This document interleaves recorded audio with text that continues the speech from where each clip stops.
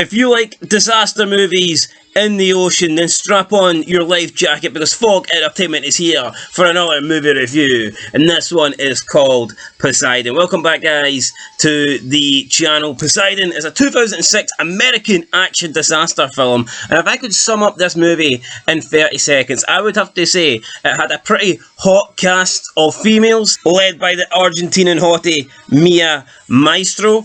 It is the best alternative to Titanic. If you want a disaster film featuring a ship, a cruise ship, a boat, anything on the ocean, hell, even a raft, this is the best thing you've got to Titanic. And thirdly, it has one of the most annoying child actors I have ever seen in a film. But come to think of it, every time I see a child actor in a film, they are extremely annoying. Anyway, guys, that sums up the movie in 30 seconds. Now it is time to get into the review. So, we start the film with a CGI scene that pretty much shows off the outside of the cruise ship. And this is the last time we really get to see the cruise ship on the outside during daylight. We then begin to get introduced to the main characters. First is Kurt Russell, who is playing Robert Ramsey, a former fire chief and mayor of New York, I believe, the former mayor of New York. So he's left for some reason, not too sure why. I believe he might have been voted out or whatever. Anyway, we get introduced to his hot daughter as well in this film that was played by Emmy, Rossum, like I said at the start. Definitely a hot cast of female talent on display. She is with her boyfriend, Christian Sanders. I believe they are about to get, well, not married, but he's about to propose, or he already has proposed, but Robert doesn't know this. They don't want Robert to find out. We then, later on, go to, like, the ballroom. It is New Year's Eve, so everyone's getting ready to celebrate New Year's Eve. We have a poker table with a bunch of rich guys there, and then we get introduced to Lucky Larry, who is basically some jackass that claims he always gets luck, and we get introduced as well to Dylan Johns, who's played by Josh Lucas, and he's the first person that we really see at the very start of the film when it shows you the shot of the outside of the cruise. You can see him like jogging. Anyway, back to the poker tournament. Robert and Dylan, they're raising the stakes here. They're willing to bet a lot of chips. They're in a hand. Both believe they have the winning hand. We then see Jennifer, Robert's daughter, come down. She's going to the ballroom with Christian. However, Robert does not approve of her dress because it's a little bit revealing at the top. He asks her to cover up. He says, just please do one more button. However, there only was one button undone. So Jennifer says, fine, I'll do it. Are you talking about the twins? So she refers to her boobs in front of her dad as the twins. She buttons it up. Then she looks down at her dad's cards. And she goes, oh, nice pair of fives, Dad. And at this moment, Dylan knows that Robert has a pair of fives. So he goes all in. And then Robert has to fold. Okay, first of all, there was only one pair I was looking at here, and it was not the pair of fives. And second of all, I think Robert probably should have called them. Now, you can argue that Dylan knew he had the better hand once he knew Robert had fives, but not really. If I was in Dylan's position, even if I had a hand that was like worse than a pair of fives, I would go all in to try and trick my opponent into believing that I had the better hand, because realistically, Dylan knows what he has and he knows what Robert has, so there's no way he should lose this hand. But if he just folds based on the fact he's got a worse hand, then he's going to lose it anyway. So I think if I was Dylan and I had a shit hand, I would have went all in. And if I was Robert, can you call him? I'm not too sure. Probably not. Anyway, we then go and get introduced to the captain of the ship. We also have Fergie in this film from Black Eyed Peas. She was playing, I don't know, she's playing this woman, this singer on the ship called Gloria. Why they didn't just have her play Fergie, since she is Fergie, I'm not too sure. But no, she was credited as Stacey Ferguson, but she was playing some woman called Gloria. Obviously, they're getting ready here to celebrate the new year. We see Maya Maestro, who plays Alina Morales. She is not able to afford a ticket, but she sneaks on this ship thanks to Freddie Rodriguez, who plays Marco Valentine. He works at the ship, and I believe he has struck up a mini relationship with Alina, and he is trying to, well, he's willing to get her on the ship for free so she can go to Southampton to visit her brother, because that's where the cruise ship is heading. Anyway, we go to the front of the ship now, where the control deck is, where the crew is, and they feel that something is wrong. They're not quite sure what it is, but they're off about something. They don't really realise what is happening. And all of a sudden, we see a huge rogue wave. They try and turn the ship, but I don't think they're going to be successful. Meanwhile, another old guy that was in the dining room, Richard Nelson, played by Richard Dreyfuss, he's a gay man, an old gay man, and it turns out his partner has ran away and left him just as soon as he was boarding this ship. So he orders his friends a 5,000 bottle of champagne before leaving to the deck, and he is going to commit suicide. He's going to jump off the cruise ship. But when he sees the wave, he's like, screw this. He wanted to die, but now he doesn't. He runs back inside to the ballroom. The crew try and turn the ship. They can't turn it fast enough. The wave comes, crashes into the ship, and it completely turns over the ship, and the ship is now upside down, floating in the water. Obviously, everyone at this point is freaking out, but Captain Bradford says, look, don't panic. This ship was designed to stay afloat. I'm not too sure if that's the case. It's upside down, and most of it is submerged in water, but whatever. The captain thinks it's safe and no one should leave, but Robert's not having it. He wants to get out of there. He wants to try and find his daughter. And Dylan Johns is like, yeah, he doesn't trust being here either. He thinks it's not a safe place to be. And they both want to make their way out of this ballroom. Now, the captain says the ballroom is completely safe. It's the safest place on the ship because it's got watertight doors and nothing is going to happen. But trust me, I would not want to be...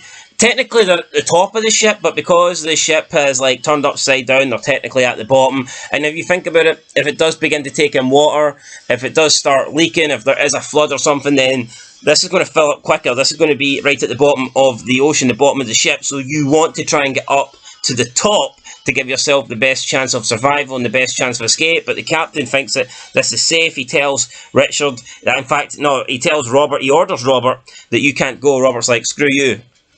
I know you're the captain, you have to do your job, you have to stay here and protect these people, but I'm going to go and find my daughter. We then get a conversation with Dylan, Robert, I believe Maggie as well, and her fucking annoying son Connor. And we also get Richard. They all agree that they want to go to the top, they want to try and make the escape. Robert says he needs to find his daughter, he wants to team up with Dylan. Dylan says he works better alone. Then we get Marco Valentine. He's walking past the man that is getting Alina on this ship for free. He works here, he works in the kitchen, I believe he's a porter. And Robert says to Marco, if you can help us get out of here since you know the way, I will double your pay. What you make in a year, I will give you at the end of tonight. Marco asks for 3 times as much, and Robert agrees. We then see the survivors begin to make their way up to the top of the ship. Technically, they're making their way to the bottom of the ship, but because the ship's upside down, they need to go to the bottom of the ship in order to escape. So, like, the actual top of the ship is now, like, submerged underwater. So they have to do the opposite. They have to try and get their way to the top. We get to an elevator shaft. Marco Valentine is helping. He's doing his best to get everybody up to the ship, or in this case, the bottom of the ship. I'm going to say bottom, because they're going to the bottom of the ship. It's weird. They're going to the bottom of the ship, but bottom is up, if that makes any sense. But at this point, the landing that they're using to try and cross up the elevator shaft falls away. Marco Valentine has to hold on to Richard. And at this point, Dylan tells Richard, look, you're not going to make it here unless you kick him off. And Richard then kicks off Marco Valentine. He falls to his death down the elevator shaft. Dylan just about manages to pull Richard up. And then we see the elevator fall down and land on top of an already dead and impaled Marco Valentine. And at this entire point, you had Robert and Dylan trying to pull Richard up, who had Marco holding on to his leg. Meanwhile, we had Maggie just sitting there with her son, her shit son Connor, and it's like, when you see situations like this, like, no offense, like, but women are just fucking useless, and obviously this child's even more useless, but in situations like this, I mean, Jesus Christ, you would want men on your side. They're more willing to help, they're more willing to be a hero and jump in there and save you, whereas, I mean, this Maggie person, what did she do? She done nothing. They needed help to try and pull them up, and she was just sitting there in the corner with her son. They then make their way to the ballroom, and they find Jennifer. They also find Elena. They find Christian, and also Lucky Larry, who has helped Christian escape. Christian's legs were like stuck under something, he helped him escape. They then made their way to another part of the ship where they had to cross. They had to like cross this. It wasn't like they had to go past like chandeliers. Christian led the way. Everyone else was following. Lucky Larry just went on a tirade about how Kurt Russell thinks he's the hero, but he's not, and that he got people killed, and that he's not the hero that they'll think he is, and that he couldn't hold his job down as a mayor of New York, and he couldn't even hold his wife. Robert goes to beat him up, but he gets held back by Dylan. Then Lucky Larry's like, I'm going next, not you. I'm going to cross next. And he goes to cross, and he says, you don't get the name Lucky Larry for nothing. And then at this point, the engine falls down from the ship. So the engine falls down for like the bottom of the ship, but makes its way to the top of the ship because the ship's upside down, and the engine just crashes into Lucky Larry, or in this case, Unlucky Larry, and it sends him right down, and it kills him basically on instant, because this is a massive fucking engine, and it's just hit Lucky Larry, and he dies. We then manage to see everyone make their way across. So at this point, Lucky Larry is dead, Marco Valentine is dead. They then have to try and climb their way through a ventilation shaft. At this point, we then cut back to the main part of the ship where everybody was staying behind with the captain. He said they would be safe here. It turns out they weren't so safe because all the windows just crack, the water comes in, and it begins to flood the entire ship, and basically everyone on the ship, apart from the cast that tried to escape, are dead here. So this wipes out hundreds. Pretty much anyone that was still alive on the ship that wasn't attempting to get to the top, they are now dead, completely wiped out. And we say goodbye to the captain, and we say goodbye to Fergie. And the water is rising and rising and rising. They kind of momentarily get stuck in the ventilation shaft, but they manage to escape after Robert uses like a necklace to push open the vent door, so they manage to escape that. They then get in a room where there's like no escape, but there's like valves, and there's like a doorway, like Dylan says that it's a pressure door, and it will only open if there's a lot of pressure. So they then decide the only way to escape here is to actually flood the room.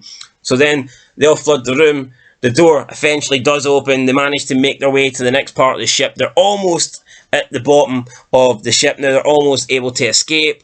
But unfortunately for Elena, her dress gets stuck on like cables, wires, and she struggles to break free. And then she cracks the back of her head while breaking free. Richard then he swims back, he saves her, he pulls her out from underneath the water, but unfortunately she passes away. I think he felt guilt because he kicked Marco Valentine at the start of the movie, and that was her new boyfriend, and he basically sacrificed his life to save his own.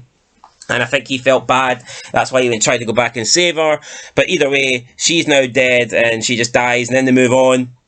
I mean, not to be heartless, but no one really cared here. They were like, right, let's just leave her. I guess there's not a lot you can do. They're more focused on escaping.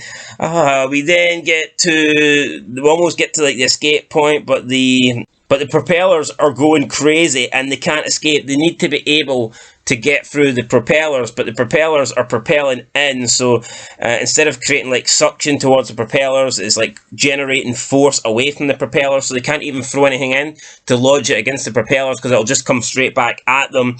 At this point, Robert is like, right, we need to go, we need to switch these off, but unfortunately the control room for the propellers is 150 feet underwater. He is going to go, but then Christian says, look, no, I'm a better swimmer. I've got a better chance of doing this. He tells Robert, says, tell me I'm wrong. Robert says, you're not wrong. But obviously, his daughter doesn't want her fiancé to go. At this point, he has told Robert that they are getting married. Robert was a little bit annoyed that he didn't come to him first because he's got, I guess, tradition that you should ask the father, but that didn't happen. So Robert is like, okay, Christian, you go. Christian asks Jennifer to tell him that she loves him.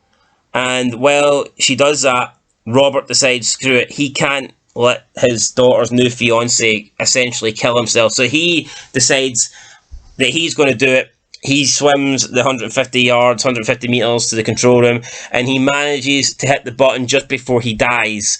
While all this was happening, we had Connor, again, the annoying son, getting lost, and then Dylan had to try and find them, and it was just like, what the hell? Just annoying. Very, very annoying here. Just, I think they added this kid just to try and make the situation even worse. I mean, this was a movie where anything that could possibly go wrong went wrong. They didn't need to add this fucking annoying kid into the movie, but they did for whatever reason. And honestly, I don't get it. Horror movies and stuff, if you add an annoying person that is going to die, then I can almost understand it, because by the time they get killed, people are like, ha, thank God, I was waiting for that to happen. But if you notice when they add these kids into movies, they're so fucking annoying, but they never die. They always make it to the end. They always survive, because it's very rare to kill kids off. But you're thinking, why do you do that? Like, why do you introduce these horrible, annoying little children and then have them survive? You know, it pisses me off. But I don't think there was any need for this kid. But they had him anyway. So the main group reunite. Robert at this point is dead. He's just floating in the water. They then throw like a propane gas tank into the propellers, which blows up, and it means one of the propellers stops moving. They can now escape the ship, and they get to the propeller, they get to the outside of the ship, and they jump in to the ocean, where there is conveniently like a raft there with like oars and shit. So there's a convenient raft just sitting there in the ocean right beside the ship for them to climb onto. They climb onto, but then the ship begins to capsize, so it's going to turn over and land on them, so they have to paddle and paddle and paddle away. All 5 of them are paddling, apart from the kid, because the kid's useless. So we've got Dylan, Richard, Jennifer, Maggie and Christian at this point trying to paddle away. Connor's there as well, but he's not paddling, and they manage to get away far enough from the ship before it falls down. We then see the ship fall into the ocean. What I didn't really like was about the ship, I felt like the disaster, the movie focused more on them having to try and get to the top of the ship. But you didn't really feel like the ship was in danger. Even though the ship was flooding, you didn't really feel like the ship was sinking. They never really covered that until at the very end of the movie. It's not like Titanic, where you can see the ship gradually going under. This didn't happen, so it kind of took away from it. At the end, when the ship goes down, it's kind of like out of nowhere. You think, wow, I wasn't expecting that. I liked how in Titanic, you could see the progress of the ship going down, whereas in this you didn't really see it. It's like they were focusing on trying to get to the top, and then by the time they got to the top, the ship just sunk, you know. So I think they could have definitely handled that better.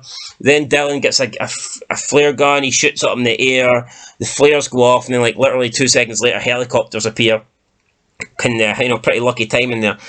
Maybe a lucky Larry called in these helicopters since he's got luck, but looks like Dylan is the lucky one. I mean, he won the poker tournament earlier, and now he gets to save his life. He also gets helicopters to come and rescue him. So looks like Dylan has had a lot of luck, and that's pretty much the end of the movie, guys. They get rescued, and that's it. I mean, the 6 of them, I'm assuming, live happily ever after. But no, isn't it a pretty exciting movie? It's a fun alternative to Titanic. I'm not going to sit here and say it's as good as Titanic. I mean, Titanic is, whether you like it or you don't, I mean, it's kind of like a cult classic, Titanic, isn't it, really, when you think about it? Titanic's a great movie. I wouldn't say this is a great movie, but it's a good movie. It's a decent movie. Definitely worth a watch. Yeah, so I'll give it a 6 out of 10, 6.5. I'll give it a 6. I would have gave it a 7. But the kid was so fucking annoying, I'm going to have to deduct a point. So yeah, it's getting a 6 for me, but decent movie. Definitely would recommend it. Worth checking out. And yeah, guys, that's it. Leave a like, leave a comment, subscribe. I'll catch you in the next one. And until then, peace.